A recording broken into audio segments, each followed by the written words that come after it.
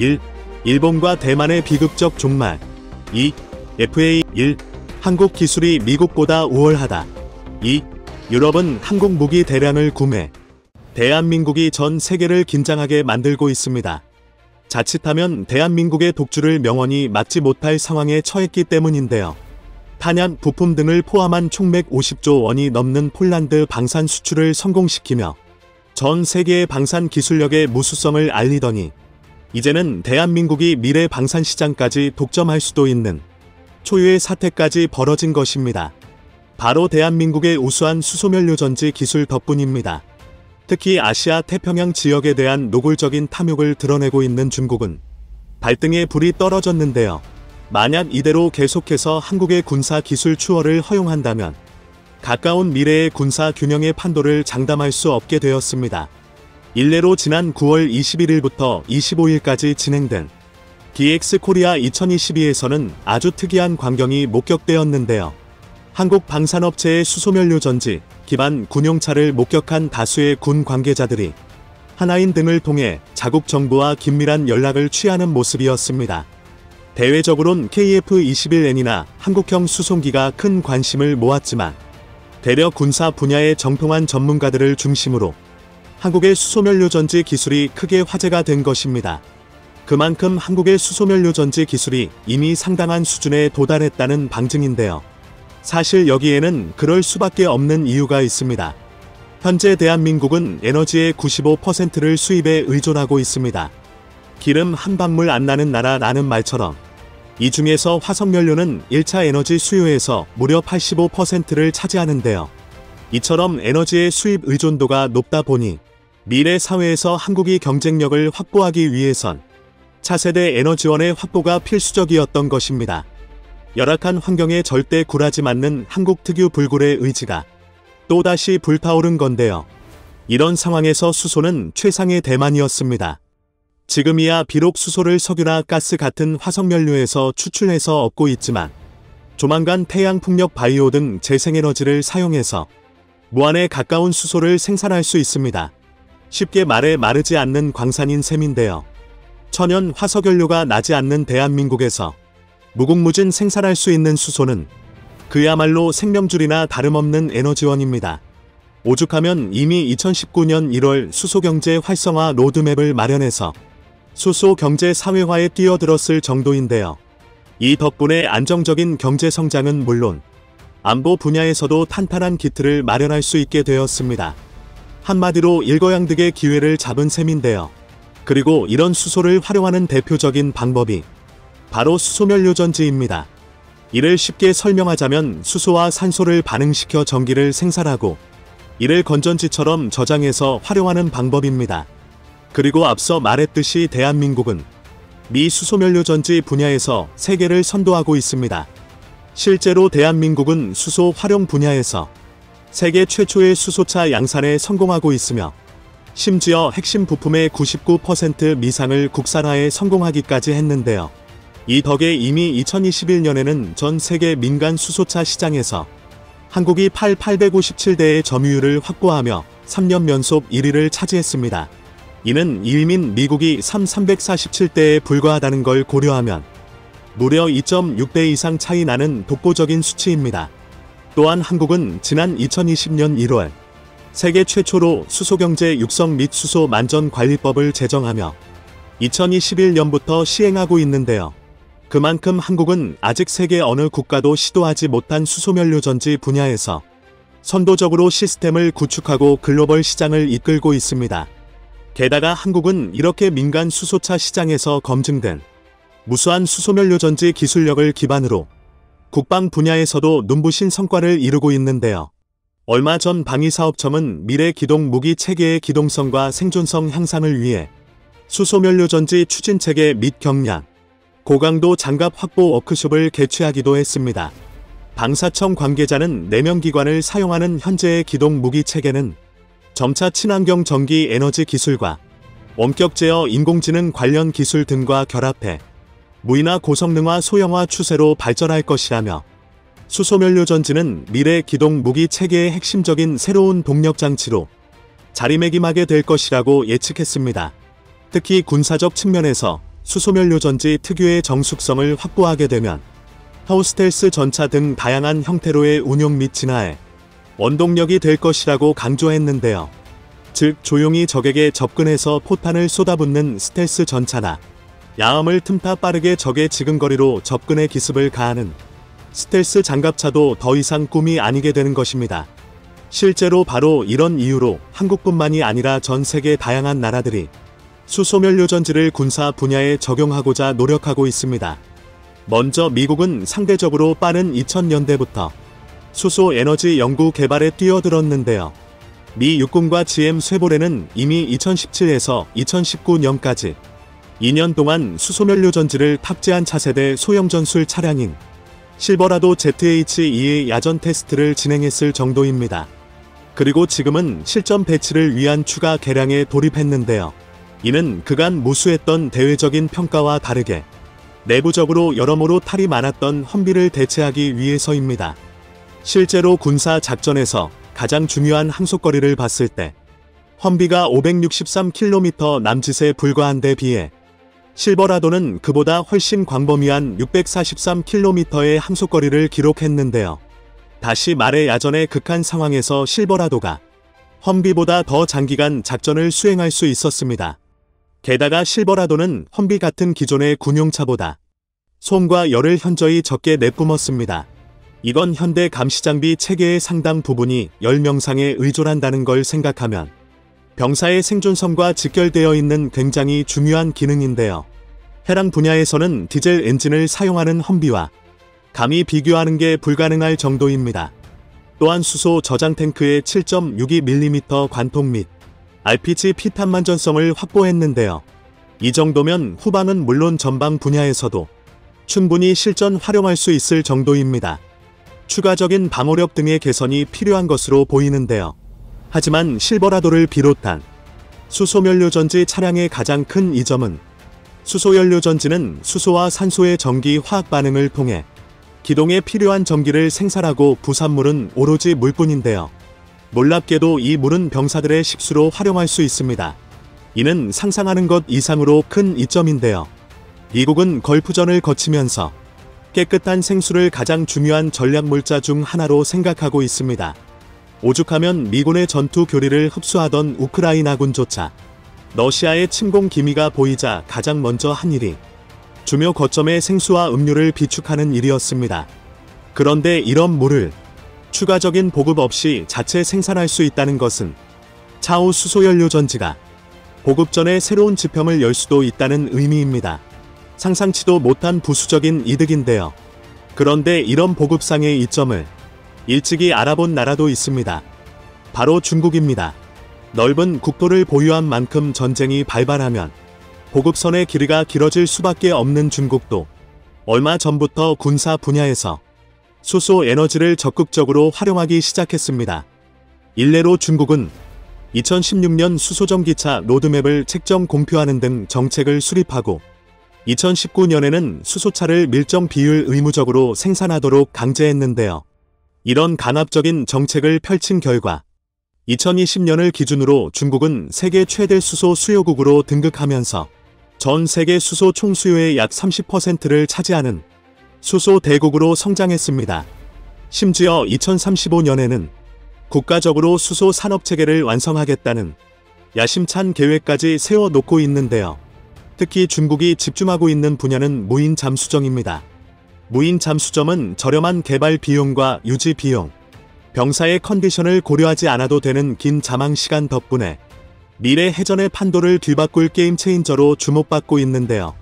대만을 둘러싼 남중국해에서 미중 갈등이 최악으로 치닫고 있는 만큼 중국이 미국을 압도할 수 있는 무인 잠수함 기술을 확보하고 싶어 하는 것도 당연합니다. 그러나 이런 중국의 욕심과 다르게 실제 개발 진척도는 상당히 지지부진한 것으로 보이는데요. 바로 배터리 문제 때문입니다. 최근 포착된 중국의 무인 잠수정을 분석해보면 수소 연료전지를 사용하는 게 아니라 일반적인 전기 배터리를 탑재했다는 사실을 알 수 있는데요. 다수의 군사 전문가들은 아직 중국의 수소 연료전지 기술이 군사 목적으로 활용 가능할 만큼 고출력을 발생시키지 못했다고 보고 있습니다. 한마디로 기술력이 부족해서 무인 잠수정의 수소 연료전지 대신 전기 배터리를 탑재했다는 건데요. 하지만 이는 상당히 문제가 많은 선택입니다. 이미 전기차가 민간 분야에서 상당 부분 상용화되었음에도 군사 분야에는 적용이 더딘 이유는 효율이 굉장히 떨어져서인데요. 우선 충전의 시간이 굉장히 오래 걸립니다. 민간 차량용 급속 충전만 봐도 기본적으로 20에서 50분 등 상당한 시간이 소모됨을 알 수 있는데요. 반면 수소 충전은 5분 내외면 충분합니다. 최소 수배 수십 배는 더 큰 잠수함의 연료 탱크에 대임하면 도저히 전기 배터리는 사용이 불가능한 수준입니다. 게다가 주행 가능 거리 역시 차이 나는데요. 수소 연료전지는 통상 전기 배터리에 비해 150% 이상 높은 효율을 보입니다. 하지만 그렇다고 수소연료전지에 단점이 없는 건 아닙니다. 가장 큰 문제는 충전이 굉장히 어렵다는 건데요. 수소는 가면성이 높고 가스 상태에서는 밀도가 낮아 이로 인해 중국이 잠수함에 수소 연료전지를 활용하는 것을 포기하고 효율이 떨어지는 전기 배터리를 선택할 수밖에 없었던 건데요. 그러나 같은 기술이라도 한국이 하면 무언가 다릅니다. 앞서 말했듯이 한국은 수소 연료전지 분야에서 독보적인 성과를 기록하고 있는데요. 이를 가장 잘 보여주는 게 바로 작년에 진수한 3000톤 급 잠수함민 도산만 창호함입니다. 도산한 창호함에는 세계에서 두 번째로 수소 연료전지 동력 시스템을 탑재했는데요. 이 덕에 잠항 시간을 비약적으로 늘릴 수 있었습니다. 일례로 도산만 창호함의 잠항 시간은 최대 3주로 동급 재래식 잠수함이 고작 2에서 3일 이내인 것에 비하면 불가능에 가까울 정도로 긴 시간 수중 작전을 수행할 수 있습니다. 그리고 실제로 도산만 창호함의 잠항 시간은 여기서 끝이 아닙니다.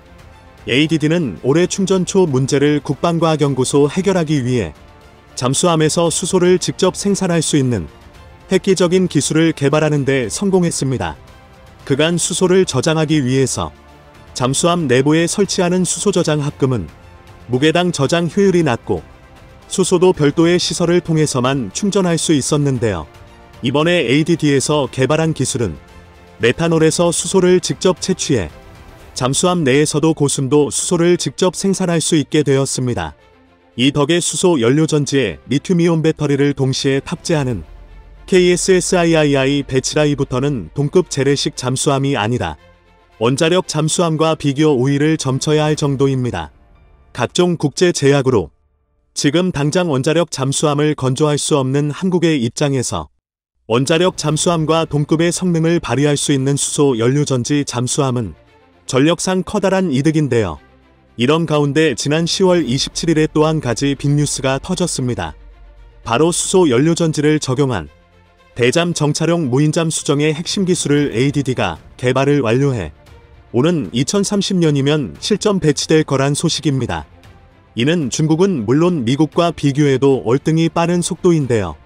이 무인잠 수정은 최대 300m 깊이에서 한 달 동안 임무 수행이 가능하도록 설계돼서 앞으로 한국 해군의 잠수함 작전 영역도 확장됩니다. 이처럼 대한민국은 압도적인 기술력을 바탕으로 차세대 군사 기술 분야에서 우위를 선점하고 있는데요. 폴란드 방산 수출을 계기로 시작된 대한민국의 방산 시장 독점이 앞으로도 계속 유지될 것으로 보입니다. 최근 폴란드 국영방송 TVP에서 리포터가 K9 자주포 공장을 찾아와 생산 라인을 취재해 보도했습니다. 이 방송은 폴란드가 한국에서 현대식 무기를 구입한다면서 현지 공장에서 조립되고 있는 K9 자주포를 보여줬습니다. 이 방송을 본 폴란드인들은 아주 좋은 구입이다. 폭주아트 이 울부짖을 것이다. 우리가 쓰고 싶었던 것이 바로 이것이다라는 등 뜨거운 반응을 보였습니다. 지난달 27일 폴란드 정부는 K2 전차 980대, K9 자주포 648문, FA50 경공격기 48대 등 40조 원 상당의 우리 무기를 도입한다고 발표했습니다. 하지만 이 발표는 폴란드 정부와 국내 업체들이 단가와 기간 등 조건이 확정되지 않은 일종의 가계약을 보도한 것인데 오는 26일 폴란드에서 이행 구속력 있는 본계약을 체결한다고 전해졌습니다. 비로소 한국산을 산다고 의심을 가졌던 눈초리들이 진짜임을 확인하게 된 것입니다. 우크라이나에 무기를 주며 전력의 공백이 생긴 폴란드는 한국에게서 불과 4개월 만에 K2 전차 180대와 K9 자주포 48문을 들여오는 특급 미션에 성공해냈습니다. 이번 폴란드의 놀라운 속도로 최첨단 무기를 수출하는 한국을 보고서 지금 유럽에서는 말 그대로 한국에게 줄을 서는 놀라운 상황이 벌어지고 있습니다. 현재 체코는 폴란드가 한국에게서 K2 전차를 계약하자마자 180대를 바로 받는 것을 보고 격앙되어 있습니다. 얼마 전 체코는 독일에서 전차를 수입하기로 계약했지만 아무런 소식이 없습니다. 독일 국방부 관계자는 최근 약속한 지 3개월 기량이 지났지만 체코, 슬로바키아, 슬로베니아 등으로 전차를 수송하는 계획도 아직 이뤄지지 않고 있다고 밝힌 바 있습니다. 체코의 군사 전문 기자가 최근 글을 올렸는데 많은 이들의 주목을 받았습니다. 올해 발표된 독일의 레오파드 EA7 전차의 구매가 수정될 수 있다며 이것은 아브람스와 K2가 경쟁에 다시 복귀할 수 있다는 것을 보여준다고 했습니다.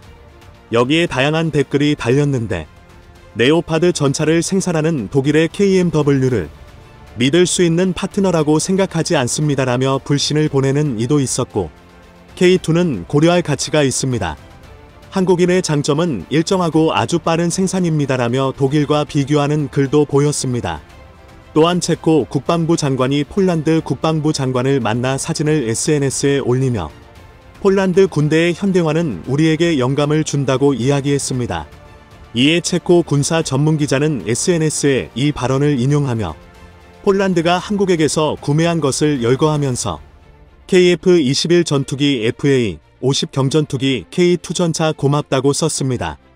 폴란드에 이어 체코에서도 K2 흑표 전차에 관해 관심을 가지면서 이는 독일산 전차를 도입하기로 한 슬로바키아, 슬로베니아에게도 영향을 줄 것이라고 했습니다. 실제로 최근 슬로바키아는 현궁 및 신궁에 대한 수출이 진행되고 있는 사실이 포착되었고 슬로베니아는 K2 전차에 대한 도입도 논의되고 있는 것으로 알려졌습니다. 또한 현재 아프리카 북에 위치한 모로코가 K2 흑표 전차 협상을 시작할 예정인 것으로 알려졌습니다. 현대로템이 라이선스 및 현지 조립 계약과 함께 K2의 맞춤형 버전을 제공한다는 것입니다. 이를 보고 일부 네티즌은 9월에 열리는 대한민국 방위산업협에서 지금 논의되고 있는 무기들에 대한 계약이 대거 공개될 것 같다고 했습니다. 이렇게 폴란드가 무기를 빠르게 납품받는 것을 보고서 유럽에서 한국산 K2 전차와 K9 자주포 도입의 논의가 확산하여 가고 있는데 중동과 아프리카에서는 그 역할을 이집트가 하고 있습니다. 이집트는 K9 자주포를 도입하면서 한국에게서 작업자 교육과 K9 공장 장비에 대한 교육을 진행 중인 것으로 알려졌습니다. 이집트 국방부 장관은 현재 K9을 원하는 많은 아랍 및 아프리카 국가들과 이미 양자 협상을 시작했다고 말했습니다. 앞으로 한국은 이집트를 전진기지로 삼아 이들 국가의 K9 자주포를 수출할 수 있을 것으로 보이고 있습니다. 또한 한국은 K9 자주포, K2 흑표 전차와 같은 지상무기뿐만 아니라 FA-50과 KF-21에 대한 수출에도 놀라운 전망이 나오고 있습니다. 호주에서 19일부터 다음 달 8일까지 약 3주간 피치 블랙 2022분 훈련이 실시됩니다. 여기에 한국공군은 우리가 만든 AESA 레이더가 탑재된 F-16U를 파견한다고 했습니다. 한국공군이 운영하는 F-16U는 완벽하게 5세대급으로 현대화되었는데 이번 피치 블랙에서 KF-21 보라매에 넣으려고 개발한 한국산 AESA 레이더를 장착해 출격하게 되었습니다. 한국은 호주에서 열리는 대규모 다국적 연합훈련 피치 블랙에 처음으로 참가하는데 여기에는 총 17개의 나라가 참여한다고 했습니다. 미 군사 전문 싱크탱크 랜드 연구소의 브루스 베넷 선임연구원은 22일 한국 공군의 투치블랙 훈련 참가에 대해 한국이 다른 나라들과 협력할 준비를 하고 있다는 것을 보여준다고 의미를 부여했습니다. 그런데 일각에서는 이것과 더불어 F-16U에 달린 한국산 최첨단 AESA 레이더까지 홍보할 수 있는 장이 될 수도 있다고 했습니다. 이번에 참여하는 국가 중 필리핀, 태국, 아랍에미리트, 말레이시아 등은 이미 잠재적으로 한국산 전투기를 도입할 수 있는 나라로 분류되고 있습니다.